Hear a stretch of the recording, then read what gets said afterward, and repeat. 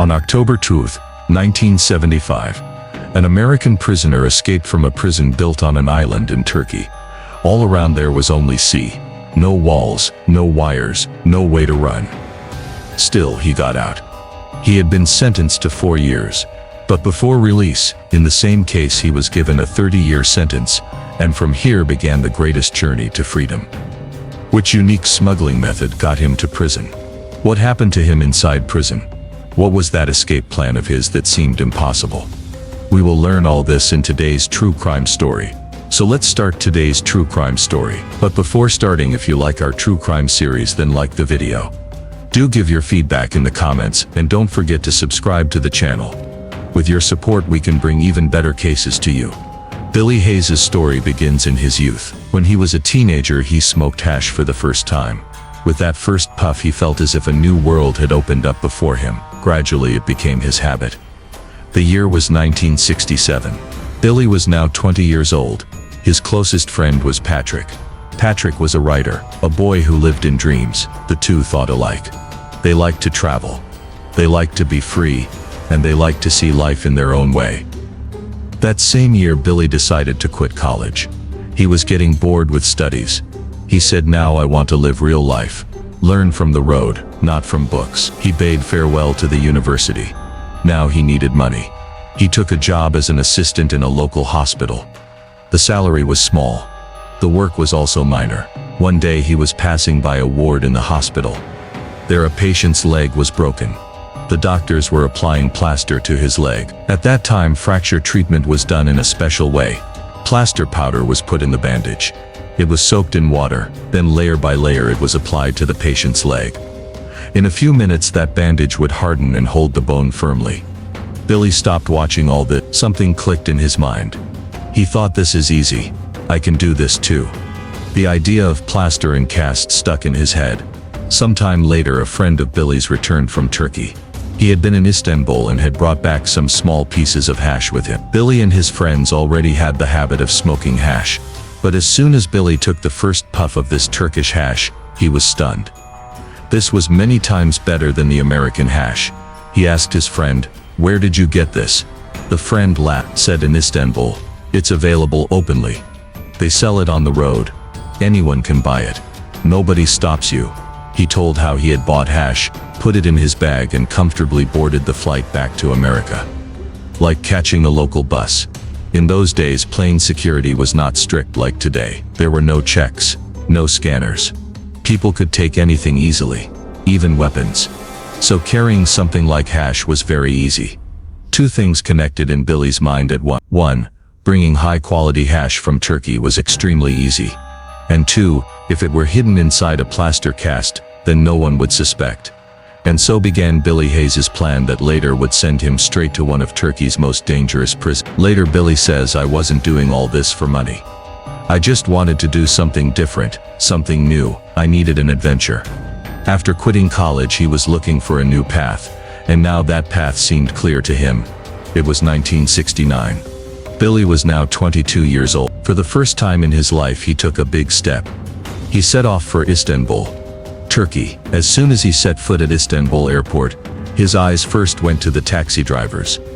He went straight to a young driver and said, "Sultanahmet." Sultanahmet is a famous tourist area, but from Billy's words and manner, the driver immediately sensed what he was really looking for. The driver smiled and said, "Hash." In Turkey such drivers quickly understand what tourists want. Billy answered directly, "Yes, hash." The driver said, Come with me." Billy got into that taxi, but the driver did not take him to a shop or market. He took him to his home. The home atmosphere was very different.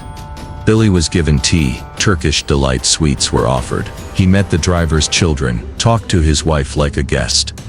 After a while the driver came out and in his hand was the very thing Billy was looking for. Billy took a puff and at that moment he was convinced. This was the thing he had come for. It was many times better than any hash in America. The driver asked how much he wanted. Billy without hesitation said 1 or 2 kilos if possible. The driver thought a bit and said okay. He left and after a while returned with 2 kilos of hash. It would cost $300. For 1969 this was not a small amount. In today's terms this would be about $1,500. But for that quality, the deal was very cheap. Billy happily gave the money and reached his hotel with the 2 kilos of hash. Now it was time to put the plan into real action. He had brought plaster bandages, tape and water. He spread everything out in the hotel. Now came the most delicate and dangerous part: hiding the hash on his leg. First, Billy placed the hash packets on his leg and taped them tightly, one over another. He pulled tape from every corner so they wouldn't move. Next came the plaster cast. Billy soaked the bandages in water and began wrapping them around his leg. He applied each layer carefully so that the hash inside would be fully pressed, and there would be no suspicion. In a short time, the plaster dried and became hard. Now there was a real-looking cast on Billy's leg, but inside it was 2 kilos of illegal goods. That night he stayed at the hotel. Sleep was probably hard to come by. The next morning he checked his cast and saw everything was as he had planned. A strong fit and absolutely real-looking. Now it was time to return. Billy left the hotel, took a taxi and headed to the airport. There was a little nervousness on his face, but the slight limp in his gait, not real but forced because of the plaster, made his role believable. And that is what made Billy's act credible. At the airport he handed over his passport. Inside he was anxious, but outside he tried to look confident. When they went for bag checking, an officer did a light frisk. They opened his bag, looked and then closed it. "You are good to go." Billy could not believe it himself. He had come out so easy. He boarded the plane and a few hours later his plane landed at JFK Airport in New York. Now he was in America. But the fear was not over yet.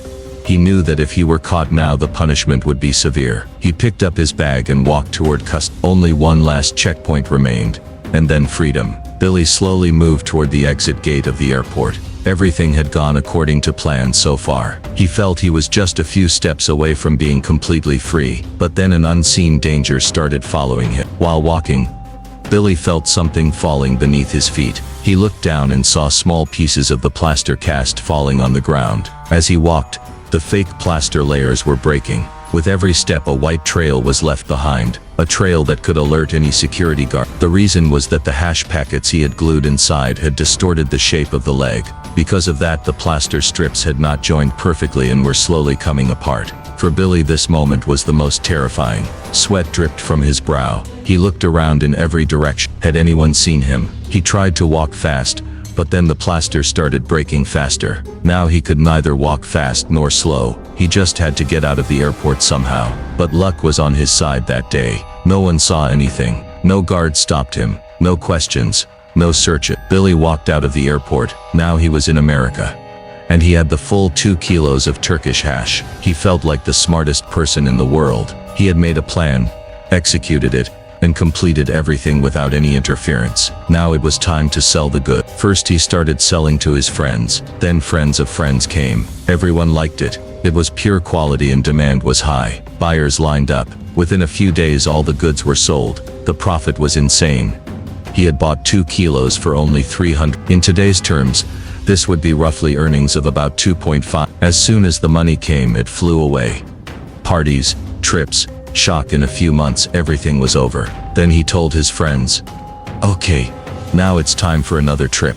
In October 1969, Billy again planned a trip to Turkey. He booked a ticket, caught a plane and reached Istanbul. As soon as he landed, he went straight to the same taxi driver who had helped him before. The two hugged, drank tea, asked about each other and then went straight to business. Billy again bought 2 kilos of hash. Same quality, same contact. For a while he thought of bringing a larger quantity, but he knew the more goods the greater the risk. This time he decided to play it safe. The first time he had hidden hash inside a plaster cast on his leg, but that method was quite delicate and messy. The plaster had almost broken the first time. This time he thought of a new trick. Billy taped the hash packets tight to his chest and stomach, and then wore a loose long winter coat over them. Billy was thin, so when the hash stuck to his body, from the outside he still looked perfectly normal. No bulge, no reason for suspicion. He was a little scared, but the fear had turned into thrill. Billy reached the airport.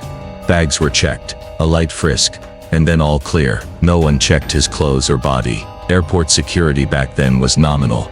No scanners, no body checks, no X-ray. Billy breathed a sigh of relief and boarded the flight for New York. The plane landed. Billy passed customs and no one said anything. The second time also his plan worked perfectly. He again began selling the hash, but this time he raised the price. The goods were high quality and demand was very high. Within a few days, Billy had again made thousands of dollars. He began to feel that he had built a system by which he could earn money whenever he wanted. He would bring hash from Turkey, sell it in New York, and whenever the money ran out, he would go back. Everything was running so smoothly that it had become a habit of his life. 6 months passed comfortably. When his money ran out again, in April 1970, Billy took his fourth flight to Turkey. This time too he used the same method. He bought 2 kilos, taped them to his body, wore loose clothes and returned to New York. Now it had become routine for him, something that didn't frighten him or stop him. As if nothing wrong could happen. But the world was changed. In September 1970, everything in the Middle East turned upside down. Violence flared between Jordan and Palestine. Several terrorist groups hijacked planes. Passengers were deplaned and planes flown into the desert. No one died on those planes, but it shook the whole world. This whole time period later became known as Black September.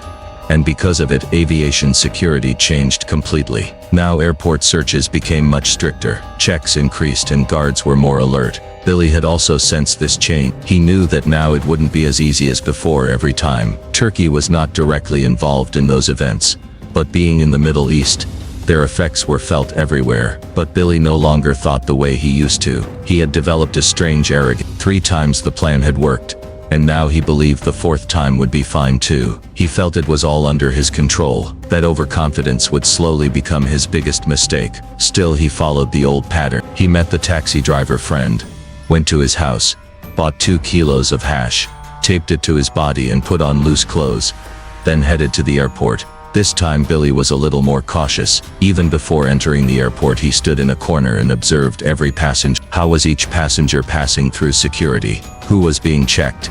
Was anyone being body searched? He noted everything. After watching for a while, he felt guards were only doing light bag checks. No one was being touched. Seeing this, his breath light. He thought maybe the 4th time would also go like before. Billy reached the customs counter. He gave his passport. The bag moved forward. An official stamped the passport, glanced at the bag and gestured, "You can go," just as other passengers were being let through.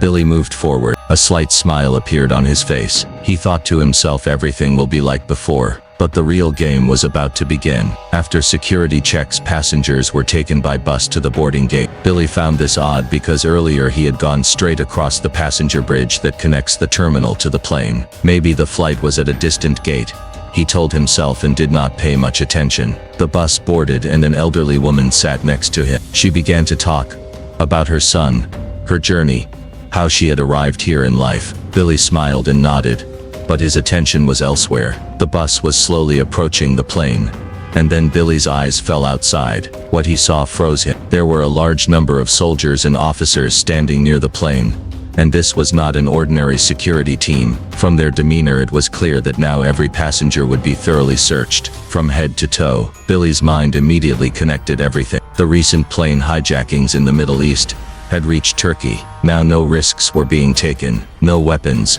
no bombs, no illegal items would be allowed on board. Billy was on that bus with 2 kilos of hash taped to his body, and in front of him stood tough security officers, ready for full searches. His lips went dry, his palms were sweating, his heart was beating so fast that controlling himself was difficult. He knew now if even one if it fell on his chest or stomach, then everything was finished. The scene was exactly like the cat had never even imagined. In fact, worse than that.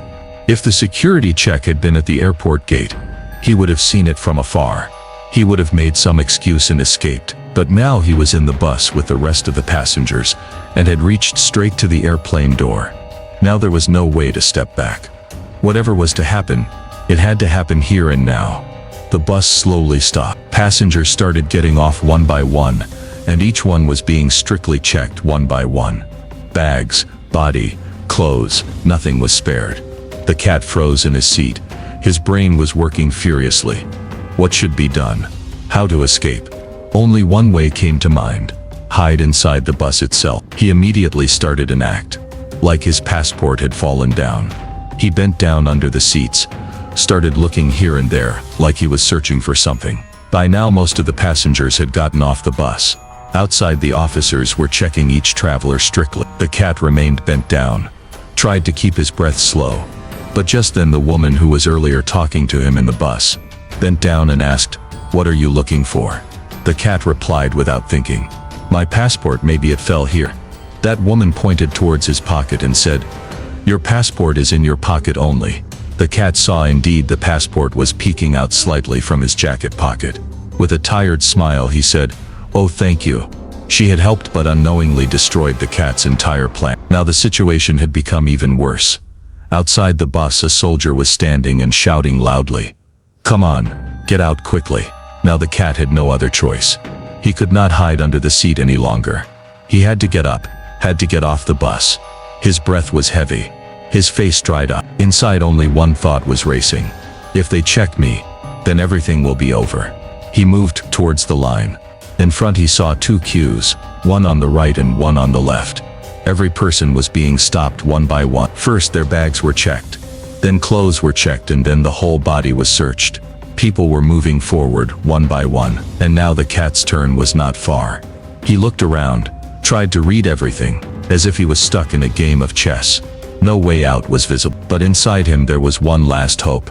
Somehow deceive and get out. He thought in his mind, "Can I show as if I have already been checked? Can I move straight towards the plane, like everything is clear already?" He himself wasn't sure if this method would work, but now he had no other option. Slowly, without drawing attention, he moved forward, every step placed with thought. He caught the moment when the security guards were busy checking another passenger. And step by step the cat crossed the first security line. To show, he opened his bag, put his hand inside, took something out and put it back again, as if he too had gone through checking. Then he moved straight towards the airplane stairs. Now behind him were the security guards, and in front only the plane. He felt, "I am safe." He was just about to place his first step on the airplane stairs, when suddenly a hand came on his shoulder from behind. A security officer had stopped him. In broken English he said, "Where you go?" The cat's face turned completely pale. Trying to hide his nervousness, he pointed towards an officer standing in front and said, "That officer already searched me." Now that guard stared at the cat from top to bottom, and then asked that officer towards whom the cat had pointed, "Did you search this?" The other officer, without much thought, said, "No, I didn't search him." As soon as the cat heard this, the ground slipped from beneath his feet. "No, I didn't search him." These words exploded in his ears. Like a bomb, the hand on his shoulder now tightened. The officer's full suspicion was now directly on the cat. He said, "Hands up." The cat's hands slowly rose. From his face it was clear he was broken inside. Only one thought was spinning in his mind. Now everything is going to end. The officer started searching him, from head to toe. As soon as his hand reached the cat's chest and stomach where the hash packets were stuck, for a moment it felt like the hand had touched some strange surface. But the officer didn't say anything at that time. He kept searching downwards. The cat's breath was almost stopped. Then for a moment he felt a little relief. He thought, maybe my loose jacket saved me. The packets were stuck so well that from outside nothing could be noticed. But just then the officer started searching upward again. As soon as his hand again reached the chest, he suddenly stopped. He looked straight into the cat's eyes, then took a sharp step back, pulled out his gun and shouted, "Bama, Bama." Hearing this, panic spread all over the airport.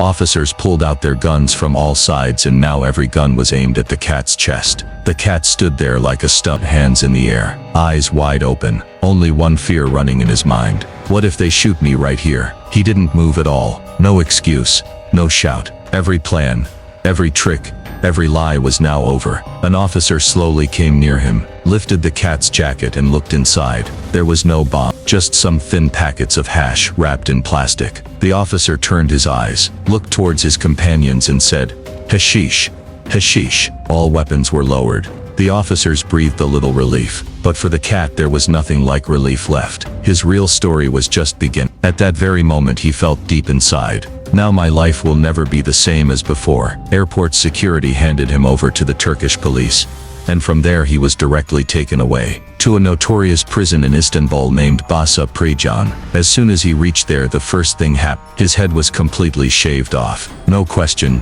no explanation, no talk, just a machine, and the entire head clean. After that he was taken into a ward of the prison. This prison was not like any ordinary prison. In every ward here there were many cells, but no guard came inside. Instead of guards, some prisoners were given the power to control the entire ward. These were called responsible inmates. One of them took the cat to his cell. He had a big bunch of keys. He was opening doors, closing them like he himself was the guard. Imagine, a prisoner himself had the keys of the other prisoners. The cat's cell was very cold, extremely. It was the month of October, but there was no heater, no blanket, no item to give warmth. In the name of bed there was just an iron frame. No mattress, no the walls were stone.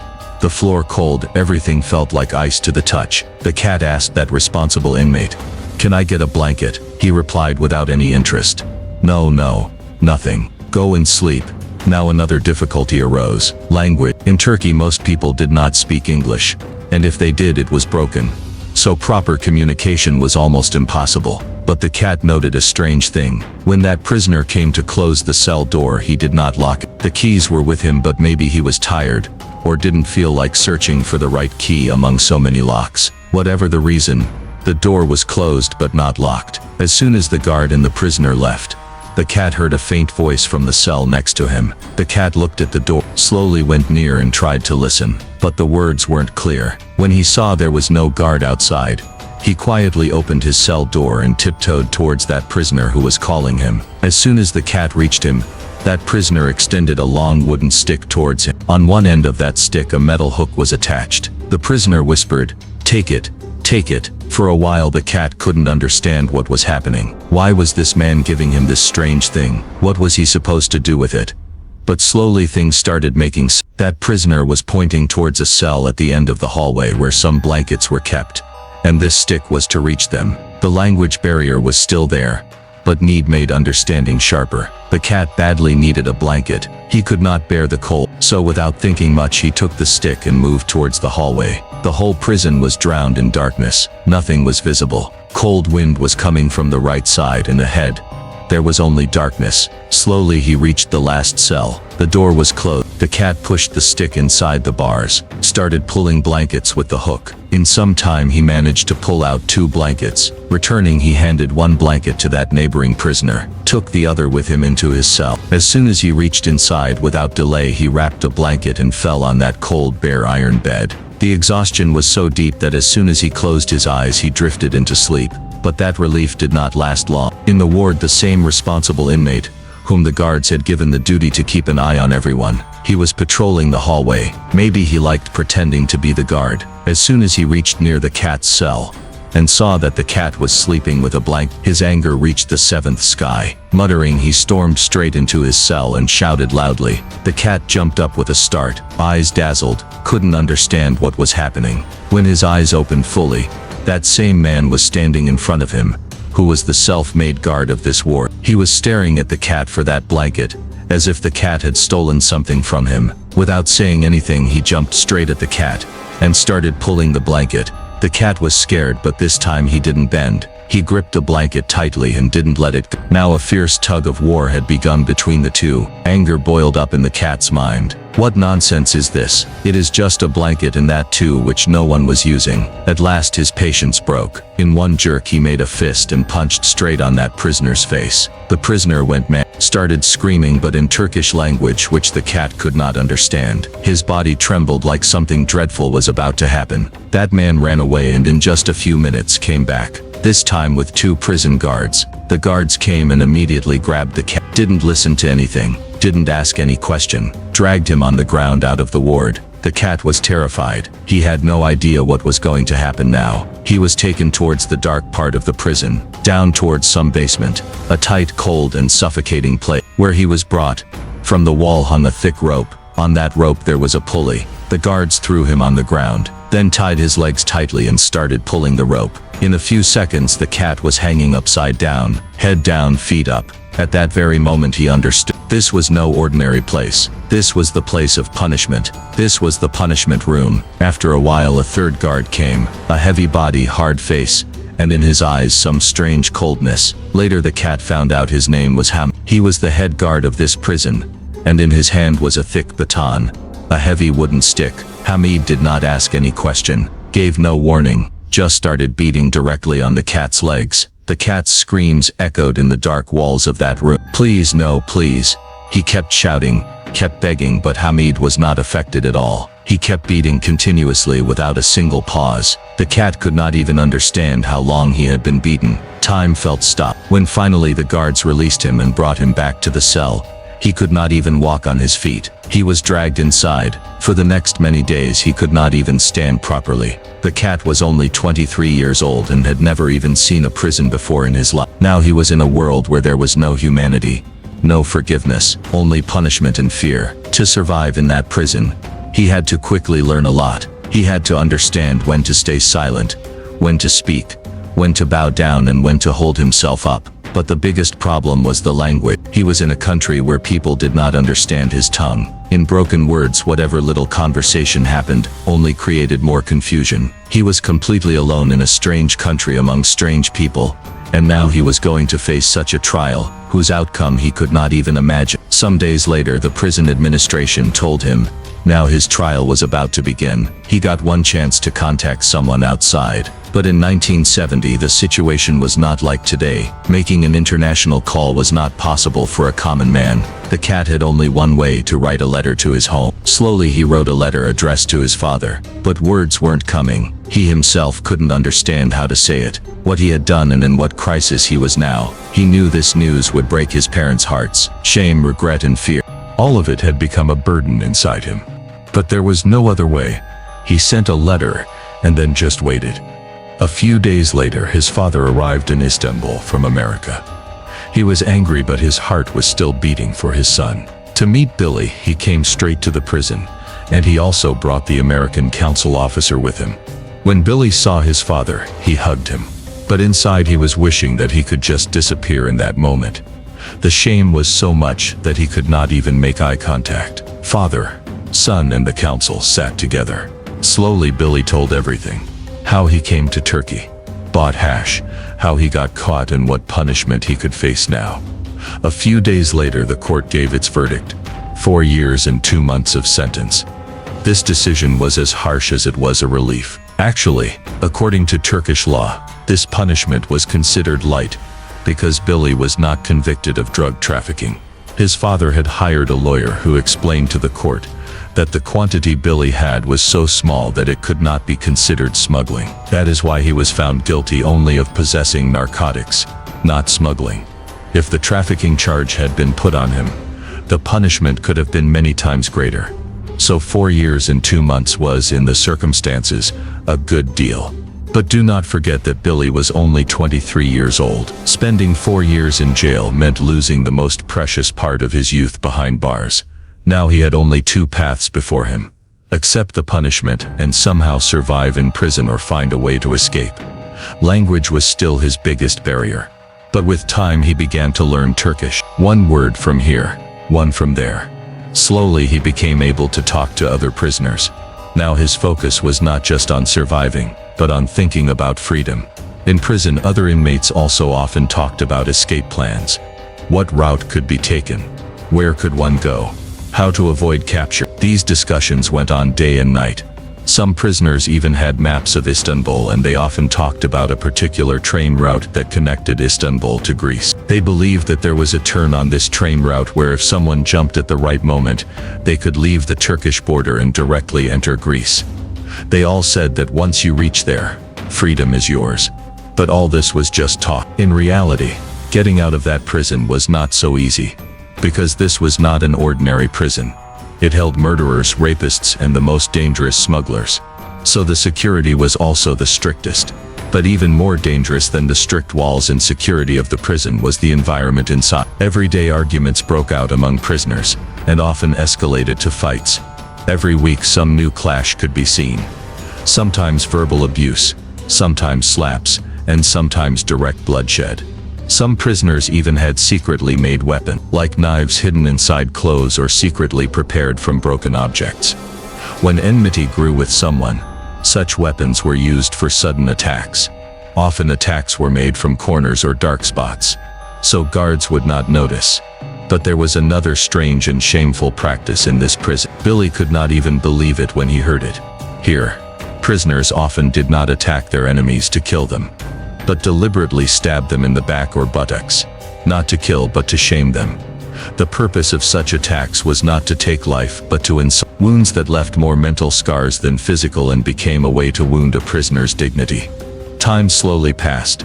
Days passed, then weeks, and soon 1.5 years were gone, and Billy was still locked in that prison. In a foreign country with a foreign language and foreign faces, only one thought kept circling in his head: how to escape from here.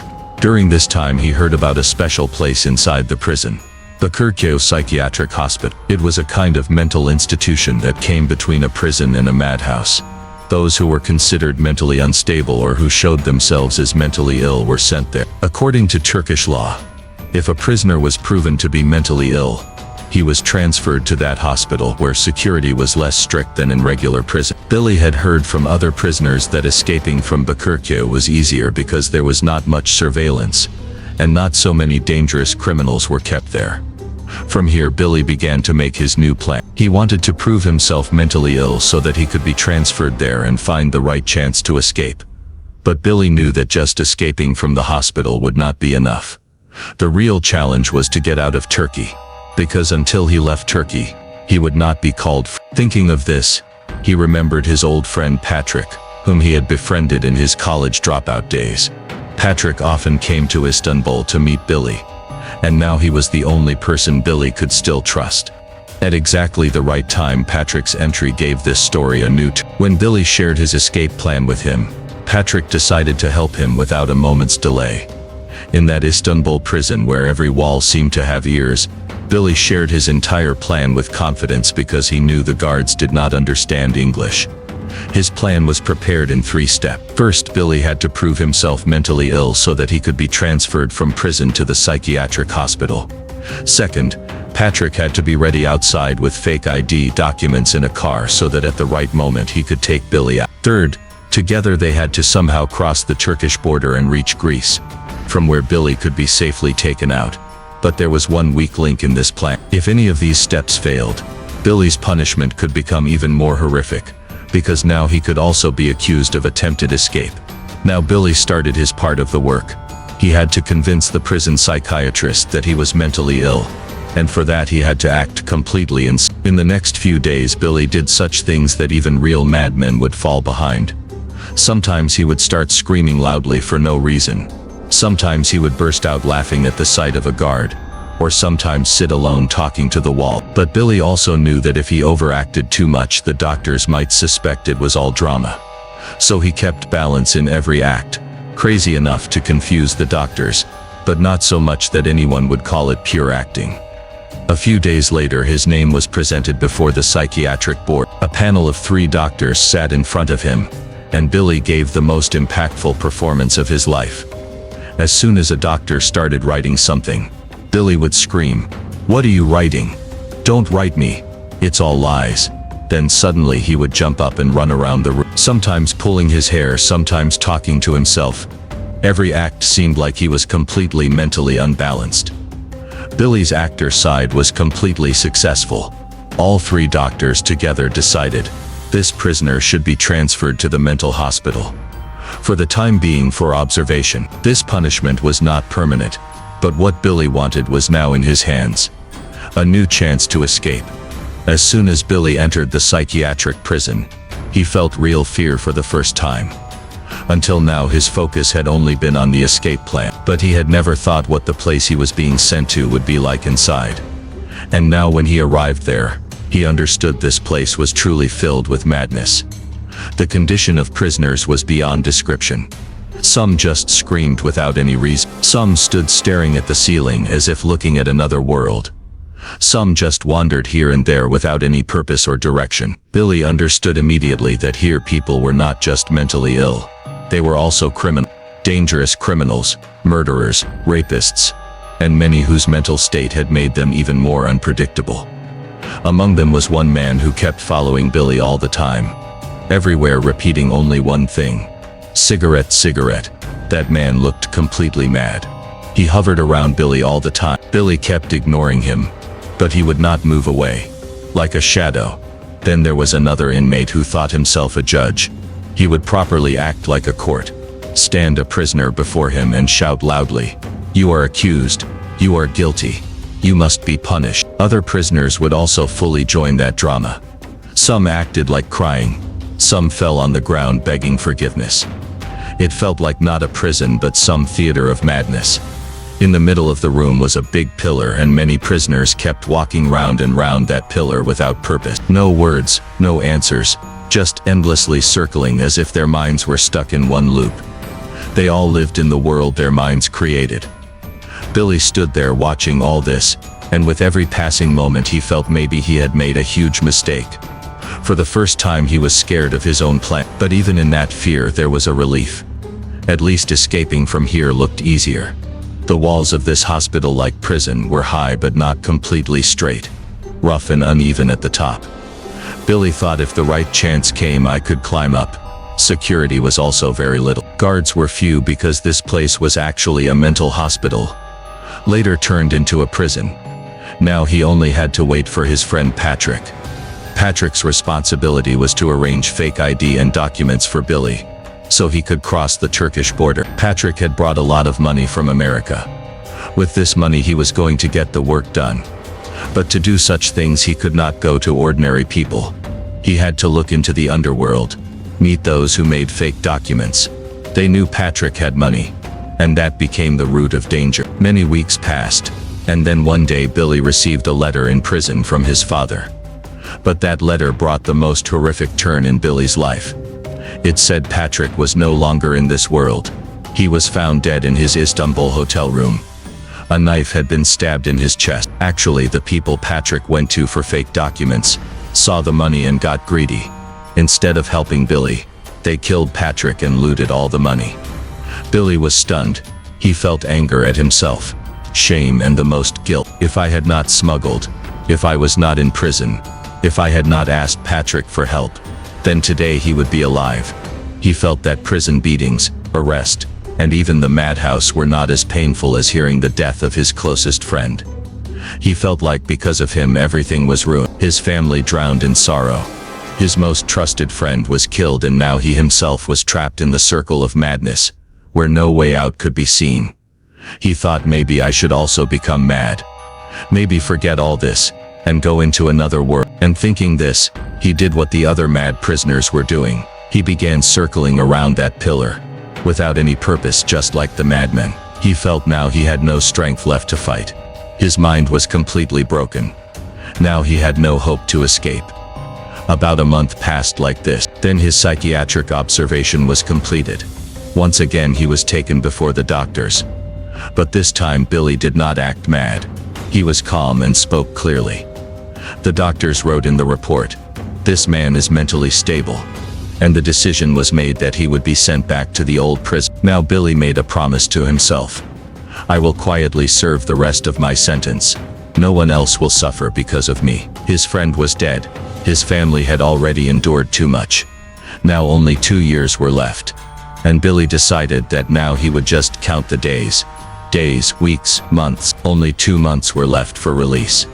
Every day he crossed out one date on the calendar hanging on his cell wall. And now only 54 days were left. On that day the American council came to meet him in Istanbul's prison. Billy was fully hopeful that maybe now he would hear some good news. Maybe the American government had done something or some way had been found to release him early. But as soon as he saw the council's face, his heart sank. On that face there was no peace, no smile, no relief, only a strange silence and tension. Billy understood in that moment something was very wrong. Maybe something happened at home. Maybe one of his parents had fallen ill, or a big accident happened. The council sat in front and stayed quiet for a few seconds. Then in a very slow tone he said, "Billy, your sentence has been changed." Billy felt a shock in his body. The color drained from his face. "What do you mean?" he asked in a trembling voice. The council took a deep breath and said that the punishment, which was earlier for hash possession, has now been changed to a drug smuggling case. And this decision came from the Turkish Supreme Court. Billy could not believe it. "But I only had a little hash for myself. How can this be smuggling?" But in reply the council's face only showed regret. as if saying nothing can be done now. He said, "We tried as much as possible. Your lawyer also worked hard, but the court's decision cannot be changed now. The new punishment is at least 30 years and maybe for life." For a few moments Billy said nothing. His whole body started shaking. Tears flowed from his eyes and his lips went dry. His heartbeat was so fast that he could hear it. Just a few days earlier he was imagining himself flying in free air. And now suddenly the next 30 years of his life were going to be spent in a Turkish prison. He just sat there, could not cry, could not scream. Only one thought circled in his head. Now either I die or I escape from here. A few weeks later, the written decision of the Turkish Supreme Court reached the prison. It clearly stated that Billy Hayes was sentenced to 30 years under drug smuggling. Until now it had seemed like a rumor. But now with the government seal it became reality. And for Billy it meant only one thing.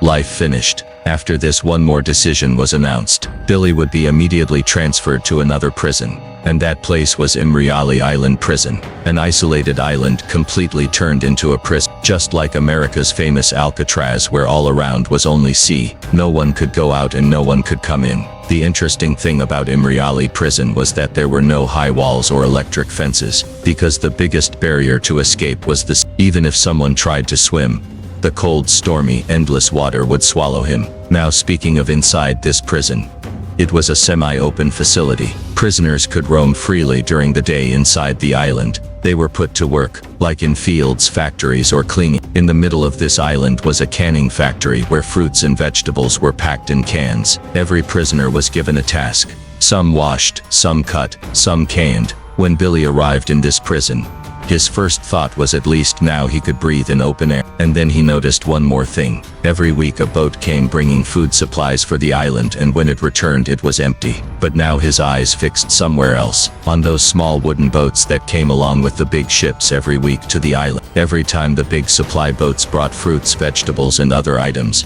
behind them were tied small wooden boats, light open dinghies, whose only job was to carry goods to the shore. Billy observed them for many days, how the guards kept watch on every movement, when the boats docked, when the goods were unloaded, and how long until those boats left again. He recorded every detail in his mind, every movement, every timing, every weak moment, and then only one thought kept circling in his mind. If there was any chance to escape, maybe it was through these boats. But slowly his hopes began to break. Every time during unloading the security was so tight that even going near the boat seemed impossible. Guards stood silently on the shore, eyes fixed on every prisoner. As soon as the goods were unloaded, the boats left immediately. No chance, no deal, no gap. And then came October 2. That evening the weather had already turned. Thick black clouds covered the sky. The sea waves were stronger than ever and the wind kept growing stormier. Billy saw that for the first time the boats were not leaving. Instead they had dropped anchor at the shore and stood tied quietly in a corner. He understood the weather had become so bad that maybe the sailors decided not to take the risk. This was the first and maybe the last window to freedom. A spark lit inside him. Tonight is the chance. Either I escape or I erase this thought forever. Billy now focused on only one thing. Tonight I will escape from here, or never. He knew this plan depended on that moment where 1 second of delay or one wrong movement could hand him straight to death, or 30 years behind bars. On that island prison, even if there were no high walls, security had a different arrangement. Watchtowers built all around where guards kept constant watch. Many old buildings had been turned into barracks and guard rooms. One large building was turned into a factory where canning machines and other items were kept. Other buildings were made into dormitories where every room housed 30 to 40 prisoners. It was like a housing complex, not a typical prison. Every night roll call was done. Guards called every prisoner's name, counted to see if anyone was missing. After that began lockdown, meaning everyone had to go back inside. They had to stay in their beds, and stepping out until morning was forbidden. But that night, Billy's breaths were thinking something else. He kept lying on his bed, tossing and turning, until he was completely sure that the guards had gone and the atmosphere was quiet. Only then did he get up and reach under the bed, pulling out something wrapped in cloth. Inside that cloth was a small knife that he had stolen from the factory a few weeks earlier. He had wrapped it and hidden it under his mattress. Now he was fully ready. Quietly, he climbed down from his bed and slipped out through the window of the room. The window was not locked tightly.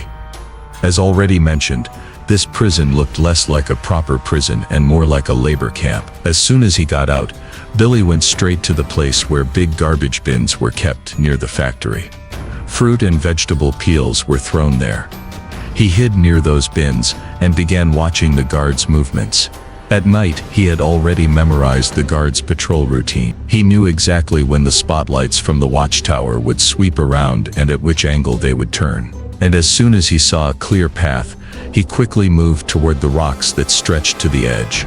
From there he crawled on the sand and began moving toward the sea. This was the most dangerous part of his entire plan. If the spotlight had fallen on him at that moment, the game would have been over right there. Billy crawled on the sand with all his strength, trying to reach the water.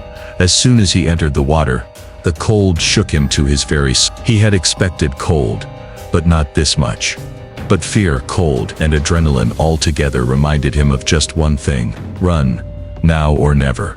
He swam toward the small wooden boat tied to a larger ship. Somehow he pulled himself out of the water onto the deck and lay there breathing hard. His heart was beating so fast it felt like it would burst out of his chest. His whole body was shivering from the cold, but the fear was even stronger. He stood up and carefully pulled out his knife, the same one he had stolen from the factory, and began cutting the rope that tied the boat. But just as he was cutting the rope, suddenly a window above creaked open. Billy's hands froze.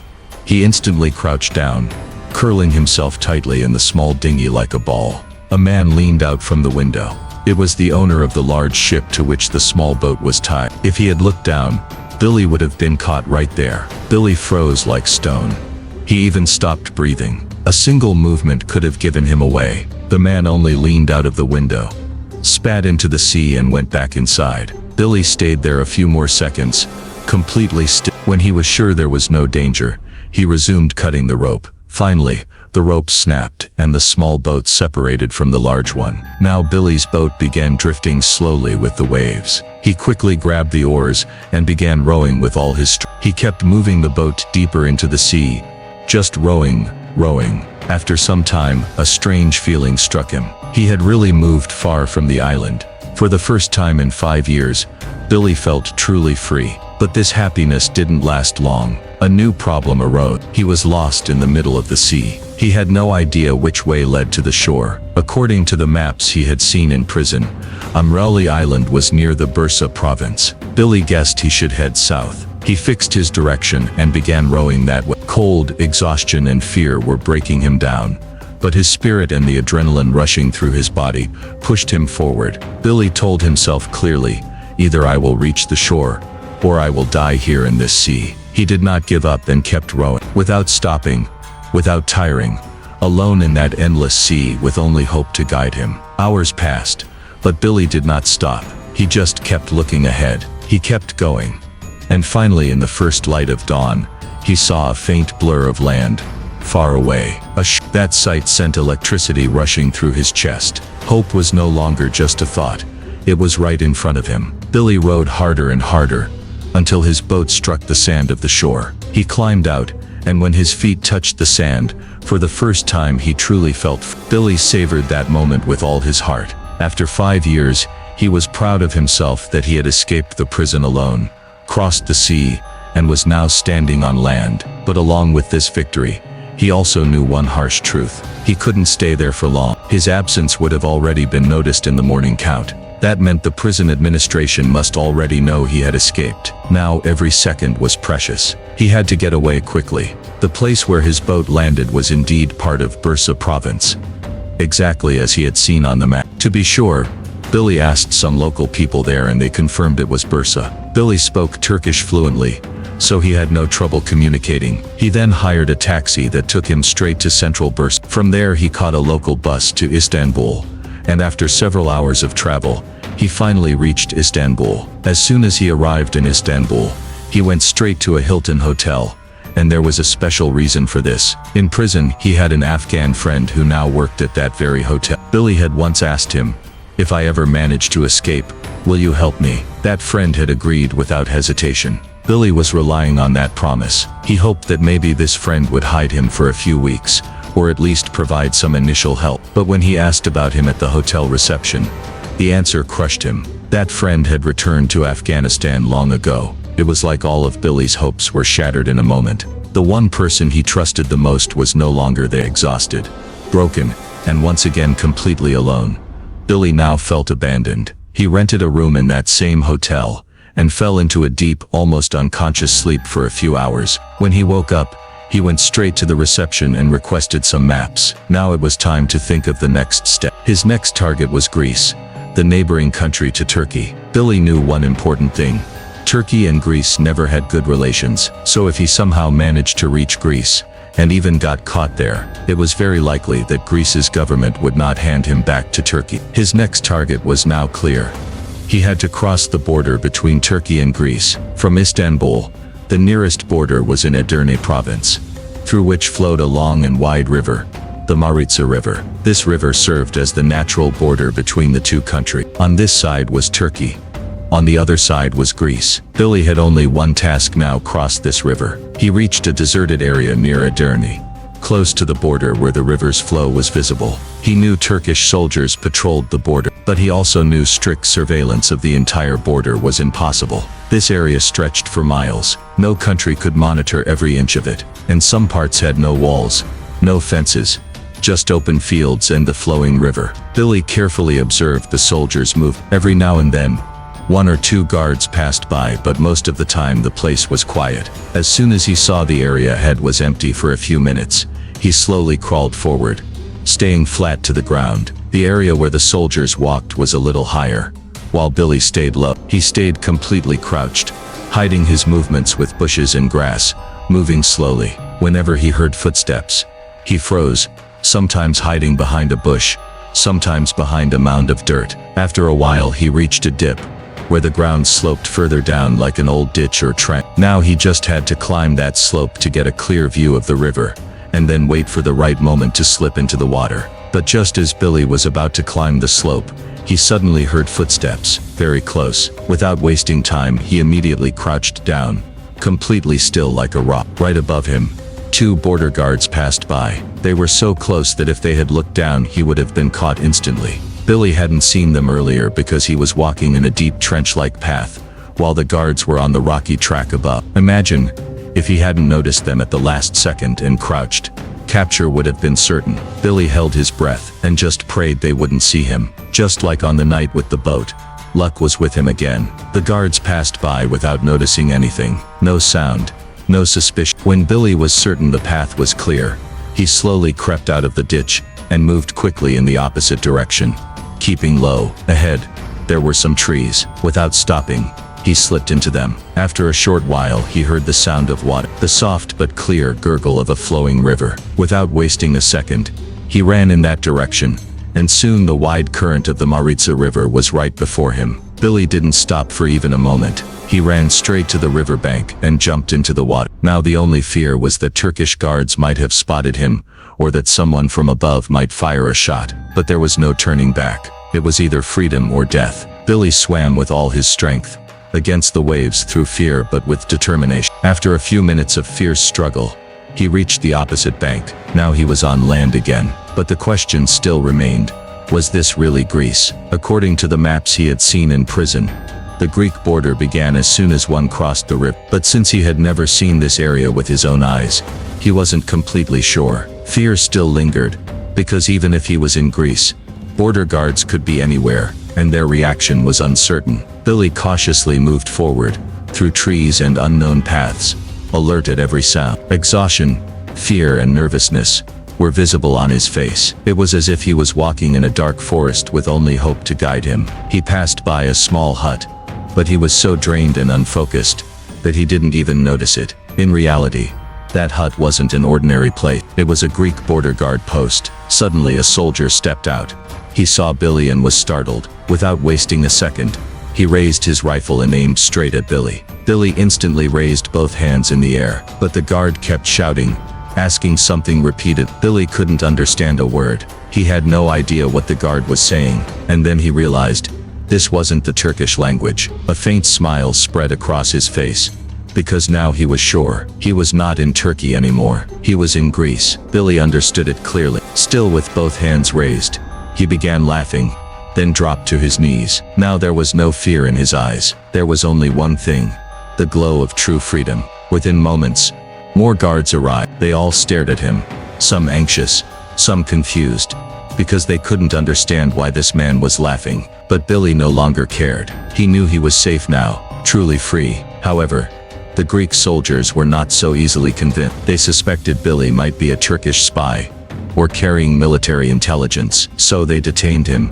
and interrogated him for 2 whole weeks. As already mentioned, Turkey and Greece had long had tense relations. For years, their borders had been disputed, and political conflicts continued. So the Greek army wasn't about to blindly trust anything. But once they were convinced that Billy wasn't on a mission, and had no secret information, they contacted American officials. After that, he was sent to Frankfurt, Germany, where American officers questioned him again. And a few days later, on October 24, 1975, Billy was granted permission to return to the United States. When he arrived at New York Airport, a crowd was already gathered. His shocking prison escape story had spread worldwide by then. Media channels, journalists, and reporters were all waiting for him. Everyone wanted to hear Billy Hayes' story, and at the front of the crowd were his own family. His father, who hugged him as if he had been given life again. And the photos you are seeing now, they are real photographs of that moment. Billy's story spread like wildfire across America. Every newspaper, every news channel covered it. And just days after returning, Billy began giving interviews. People thought he would be traumatized, broken inside. But the opposite happened. He openly told his story, without hiding anything. And seeing this growing attention, Billy made a big announcement in his very first TV interview. He said he would write a book about his entire story. In 1987, that book was published under the name Midnight Express. And the very next year, in 1988, a film was released by the same name. The film created a sensation. The story was at the peak of popularity, and everyone wanted to see it on the big screen. But the film drastically changed the truth. In Billy's real escape, there was an island, a boat, and the sea. But in the film, it was shown as if Billy killed a guard,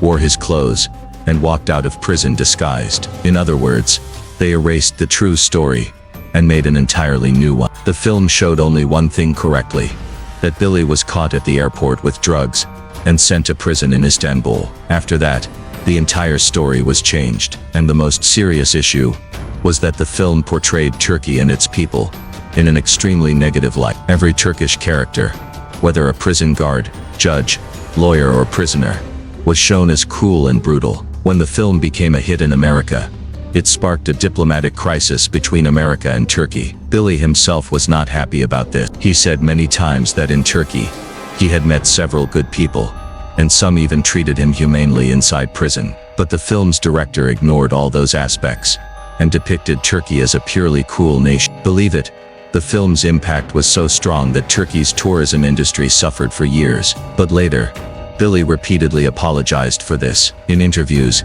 he often expressed regret that the film showed Turkey in a false light. In 2007, 30 years after the film's release, Billy received an invitation from Turkish police to visit Istanbul. His friends and lawyer warned him that it could be risky. He might even be arrested. But Billy truly wanted to express his regret from the heart. So he went to Istanbul. This time, his presence made headlines in Turkish media too. A press conference was held, and there Billy openly apologized to Turkey and its people. He said, "I love this country, the people here are good, and I deeply apologize for the false image created." After that day, all the tension over the film ended completely. Everyone forgave Billy. No bad feelings remained. And today, Billy is alive at 77 years old. If this case shocked you, give a like. What do you think? Share in the comments below. And for more true and shocking crime stories,